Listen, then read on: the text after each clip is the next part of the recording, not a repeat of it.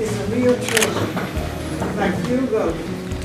And a golden anniversary is definitely worth celebrating. I can recall getting on this horse, and I was about to get on, and the horse would run off, and he'd stop him again, and run off, and he said, well, son, I'm going to tell you one thing. When you put your leg across that saddle, you have committed. He said, when you commit, it's better to stay on him than come off him. Because that fall is harder if you come off of him. So once you commit, you got to ride this horse.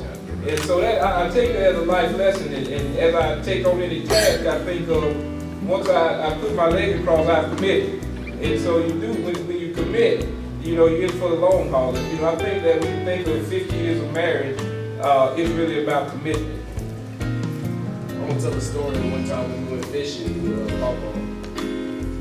So he took me and my brothers fishing one time, and we threw the feed out to kind of get the fish stirred up.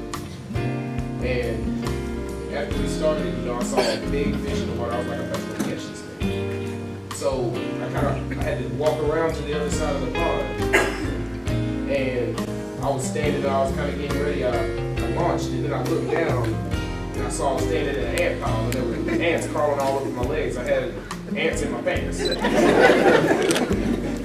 So I'm yelling, I'm screaming, what's going on? I'm like, Papa. He's like, be quiet, boy, you gonna scare the fish. I didn't come to say anything. I just came to eat. But it's just so good to be able to say something about a person who has done so much for such a long time. And what I would like to say about them is that what you see on the outside is the same thing you see on the inside. Some folks fix the house up on the outside, but when you go inside, you see something different, amen?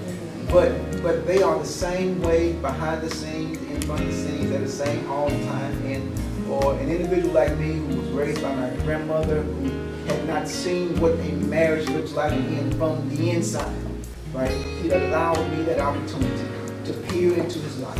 I told a story on my dad, so I had to tell one on my mom also.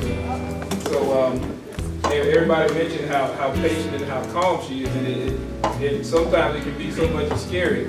So I recall I was at Southern, and I was driving in the rain and actually slid to a stop sign and had a car wreck. And so I had a car wreck in the middle of the day, totaled my car out, and so I was at a fire station, got to the fire station, so I called the school. She was still at the school.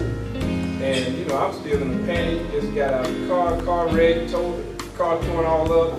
And she came to the phone, and so I'm like, Mom, I just had a wreck, tore my car up and everything. And she's like, okay. I said, are you hurt? I said, no, I think I'm all right. No, as long as you're all right. I said, well, the car is torn up, I tore the whole axle from under the car. She was like, cars can be replaced. She said, you can't be replaced. As long as you're all right. I'll tell your dad, we'll be down there later, okay? She said, have to get back to class.